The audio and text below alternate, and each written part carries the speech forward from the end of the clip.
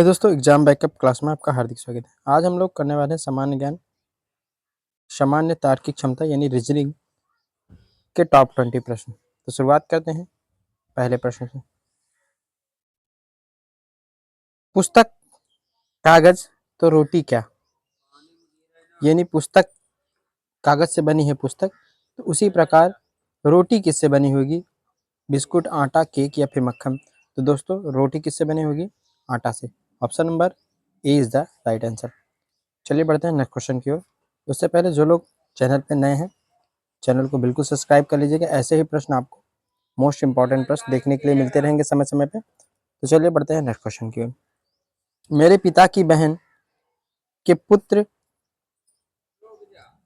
मेरे पिता की बहन के पिता के पुत्र की पुत्री का मुझसे क्या रिश्ता होगा? तो पहले इसको देख लेते हैं, पहले समझते हैं हम लोग। ये मैं हूँ, मान लीजिए ये मैं हूँ, मेरे पिता, चलिए ये मेरे पिता हैं। अब पिता की बहन, ये उनकी बहन हो गई। बहन, पिता की बहन के पिता, तो पिता की बहन के पिता ये हो गए पिता, यानी इनके ये क्या हुए? ये मेरे पिता हैं, फादर हैं। ये इनकी सिस्टर हैं, तो यानी ये मेरे बुआ हुए और ये मेरे बाबा हुए। ठीक है। अब बाबा के कह रहा है पिता के पुत्र की पुत्री। ठीक है। तो पिता के पुत्र, तो मेरे मेरे मेरे पापा या फिर मेरे चाचा। अब उनकी पुत्री यानी मेरी बहन। पिता के पुत्र यानी मेरी, उनके, मेरे भाई, मेरे चाचा होंगे या मेरे पिता होंगे। अब उनकी पुत्री, पुत्री मेरी क्या होगी? या तो मेरी बहन ही होगी। तो ये सीधे सीधे क्या आंसर हो जाएगा? ऑप्शन नंबर बी यानी बहन आपका सही जवाब हो जाएगा। चलिए शुरू करते हैं। अगला, किसी भी छोर से शुरू करने पर यदि किसी पंक्ति में आपका 11वां नंबर है तो बताइए पंक्ति में कितने व्यक्ति हैं? देखिए, किसी भी आगे से शुरू कर रहा है या तो पीछे से, तो उसका नंबर कितना आ रहा है? 11। ठीक है। तो टोटल कितने लोग हैं? तो देखिए दोनों को जोड़ लीजिए, 11 प्लस 11 तो यानी 22। 22 हैं, लेकिन उसमें वो जो आदमी है वो 2 बार आ जा रहा है। तो 22 माइनस 1 यानी 21। पंक्ति में कितने व्यक्ति हैं? 21। ऑप्शन नंबर कौन सा सही हो जाएगा? A is the, D is the right answer, यानी 21 की पंक्ति है, 21 आदमी हैं। आगे बढ़ते हैं नेक्स्ट क्वेश्चन की ओर। यदि मैं दक्षिण की ओर अपना दायां हाथ फैलाकर खड़ा हूं तो यह बताइए कि मेरी पीठ किस दिशा में है? अगर मैं कह रहा दक्षिण की ओर खड़ा हूं, पीठ फैलाए, हाथ फैलाए, दक्षिण की ओर अपना दायां हाथ फैलाकर खड़ा हूं, तो चलिए पहले देख लेते हैं, इसको समझते हैं। ये मान लीजिए ये ईस्ट हो गया यानी पूर्व, ये वेस्ट यानी पश्चिम, ये साउथ, ये नॉर्थ। अब वो कह रहा है, उसने कहा क्या? उसने कहा कि मैं दायां हाथ फैलाकर खड़ा हूं दक्षिण की ओर, तो यानी मुंह उसका किधर है? पूर्व की ओर। हाथ किधर है? दक्षिण की ओर, दाहिना। तो उसकी पीठ किधर होगी? ऑब्जेक्टली किधर होगी? पश्चिम की ओर। तो जो पीठ की दिशा होगी वो किधर होगी? पश्चिम की ओर। तो ऑप्शन कौन सा सही हो जाएगा? 3 आपका सही जवाब 3 हो जाएगा। चलिए बढ़ते हैं नेक्स्ट क्वेश्चन की ओर। पश्चिम की ओर उसकी पीठ होगी। आने वाले कल के बाद शुक्रवार हो रहा है, तो बताओ बीते कल से पहले कौन सा वार था? आने वाले कल के बाद शुक्रवार होगा, यानी आज कौन सा दिन है? आने वाले कल के बाद, यानी आज ये कल हो गया, ये परसों हो गया। परसों है शुक्रवार यानी फ्राइडे। ठीक है। परसों है फ्राइडे, तो कल था क्या? कल क्या रहेगा? फ्राइडे से पहले थर्सडे। आज क्या है? वेडनेसडे। फिर कह रहा है बताओ बीते कल, तो कल क्या था? कल था मंडे, नहीं ट्यूसडे। ठीक है। और उससे पहले परसों क्या होगा? मंडे, यानी आपका कौन सा सही हो जाएगा? सोमवार। ऑप्शन आपका सही हो जाएगा। आगे बढ़ते हैं नेक्स्ट क्वेश्चन की ओर। निम्नलिखित में से विषम चुनिए। नाक, हाथ, नाक, ओंठ, गला या फिर आंख? तो दोस्तों ये जो नाक, ओंठ, गला, आंख, तो इसमें से विषम क्या है? कह रहा है कौन सा ऑड है, कौन सा विषम है। तो बात करें इसमें विषम की, तो देखिए नाक और होंठ और आंखें ये आपके बाहरी अंग हैं। ठीक है। गला आपका आंतरिक अंग है, तो यहाँ पे विषम क्या हो जाएगा? गला। ऑप्शन नंबर कौन सा सही हो जाएगा? सी। सी इज द राइट आंसर। आगे बढ़ते हैं नेक्स्ट क्वेश्चन की ओर। यदि GECA का अर्थ 8624 है तो HFBD का मान क्या होगा, यानी इसका अर्थ क्या होगा। तो अगर बात करें GECA तो देख लेते हैं इसको कैसे होगा। ये GECA लिख कम से अच्छे जा रहा है, एक से एक बार और, GECA इसकी वैल्यू कितने दे रहा है 8642, ठीक है, यानी एक एक बढ़ा दिया। ध्यान से देखिए तो एक का वास्तविक वैल्यू होता है एक, लेकिन यहाँ पे कितना दिया गया है 2, और सी का वास्तविक वैल्यू कितना होता है, सी का वैल्यू होता है 3, यहाँ पे है 4, यानी एक एक बढ़ा के दे रहा है। तो चलिए देखते हैं, अगर हम बात करें HFBD की, HFBD की, ठीक है, HFBD की बात करें तो देखिए, यानी H की वैल्यू कितनी होती है, H की वैल्यू होती है 8, तो यहाँ पे कितना हो जाएगा 9, ठीक है, और F की वैल्यू 6 तो एक बढ़ा देगा यानी 7, B की वैल्यू 2 यानी 3, ठीक है, और D की वैल्यू 4 तो यानी यहाँ पे 5, तो कितना हो जाएगा 9 7 3 5, यानी ऑप्शन नंबर सी आपका राइट जवाब है। आगे बढ़ते हैं नेक्स्ट क्वेश्चन की ओर। देश का जो संबंध राष्ट्रपति से है, देश का जो संबंध राष्ट्रपति से है, राज्य का वही संबंध किससे है। तो देखिए देश में का जो संबंध राष्ट्रपति से है, तो राज्य का होगा क्या, मुख्यमंत्री नहीं, मुख्यमंत्री तो प्रधानमंत्री की तरह हो जाएगा, केंद्रीय मंत्री नहीं, राज्यपाल आपका सही हो जाएगा, option number C is the right answer. आगे बढ़ते हैं नेक्स्ट क्वेश्चन की ओर। डायग्राम में कितने रेक्टेंगल हैं, इस डायग्राम में, ये जो डायग्राम है इसमें कितने रेक्टेंगल हैं। देखिए शुरू करते हैं, 1 2 3, यहाँ से ऐसे करेंगे तो ये 4, और यहाँ से ऐसे करेंगे ये 5, ठीक है, 5 ये 6, 5 6 और ये 7, ये पूरा 8, ये पूरा 9, 9 इधर से एक करेंगे 10, फिर ये 11 और पूरा 12, यानी कितने रेक्टेंगल हैं इसमें टोटल। इसमें रेक्टेंगल की बात की जाए तो कितने रेक्टेंगल है 10, ऑप्शन दिया 12 8 12 10 8 5, तो सही अंतर क्या हो जाएगा 12, 12 रेक्टेंगल है। आगे बढ़ते हैं नेक्स्ट क्वेश्चन की ओर। इनमें ट्रायंगलों की संख्या कितनी है। देखिए इस तरह के क्वेश्चन आए तो बहुत ही आसान होता है, आप सीधे सीधे इनको जोड़ दीजिए, ये 1 ये 2 ये 3 ये 4, अब इनको जोड़ेंगे तो 3 3 6 6 4 10, यानी टोटल 10 ट्रायंगल हैं इसमें। तो ऑप्शन नंबर कौन सा सही हो जाएगा देखते हैं, ये 8 12 10 15, तो सही हो जाएगा 10, option number C is the right answer. आगे बढ़ते हैं नेक्स्ट क्वेश्चन की ओर।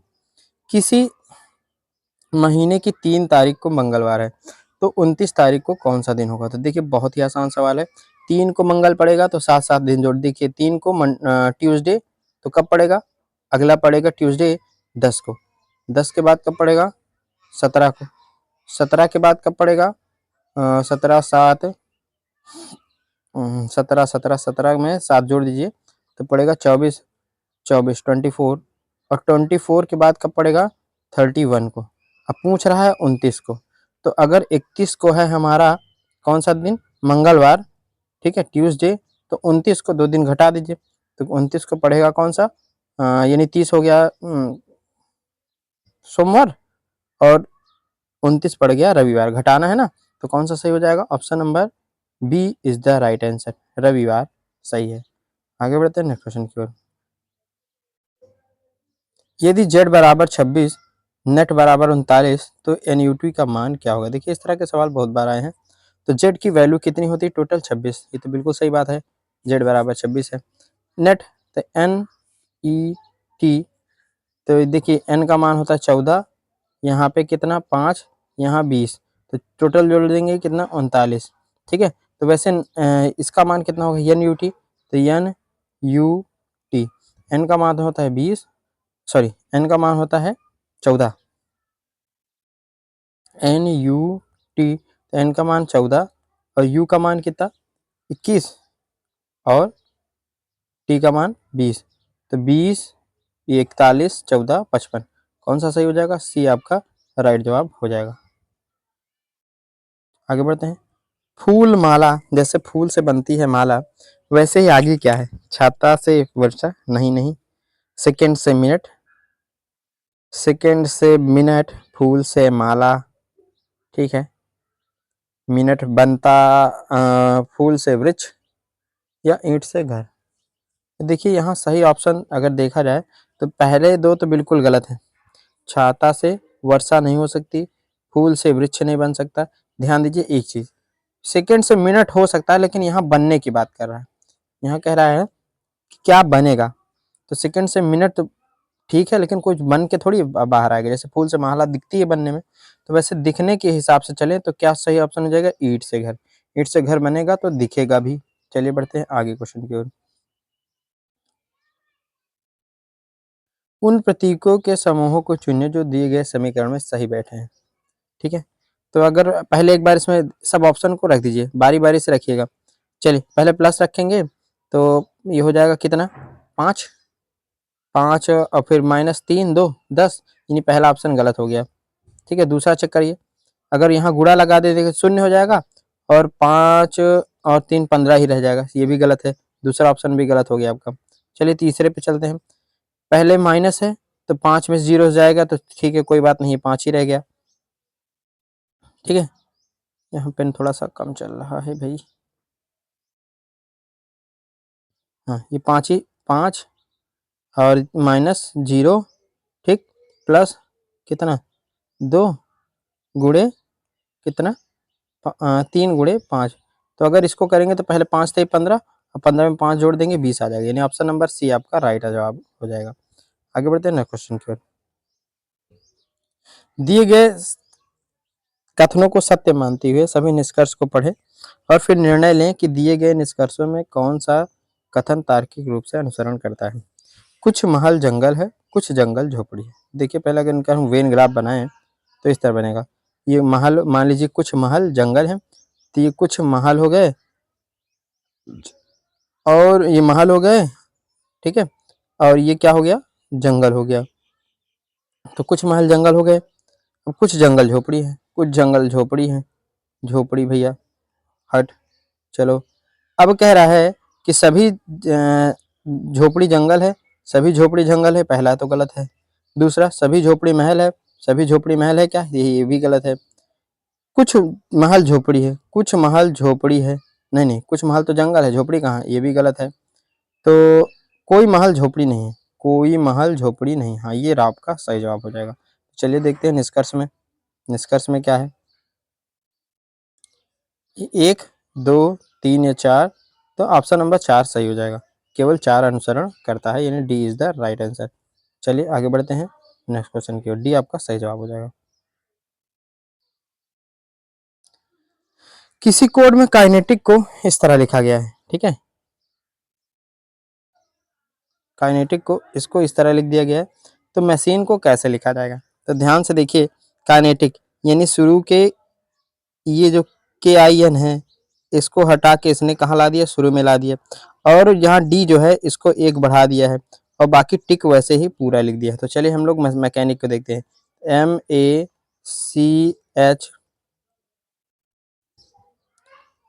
MACHINE, ठीक है। तो पहले क्या करना है? पूरा का पूरा उठा देना है, तो 3 अक्षर पहले आ जाएंगे, तो INE, बीच का अक्षर के आगे का अक्षर लिखना है, यानी एच के बाद का, तो एच के पहले का अक्षर, सॉरी यहाँ पहले का अक्षर है ना, तो एच के पहले जी, फिर वापस पूरा अक्षर, तो MAC, यानी ऑप्शन नंबर कौन सा सही हो जाएगा?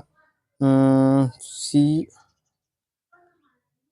एम है, एम है, MAC यानी बी ऑफ द आपका सही जवाब है, B is the right answer. आगे बढ़ते हैं नेक्स्ट क्वेश्चन की ओर। DHLR, तो अगला लेटर कौन सा है? तो देखिए डी बहुत आसान सवाल है, ये डी हो जाएगा 4, एच हो जाएगा कितना 8, एल 12 और आर 16, तो आगे क्या आ जाएगा?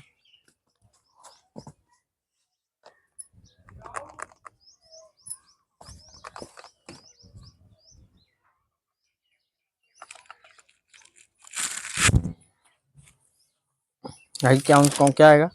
D L H F R.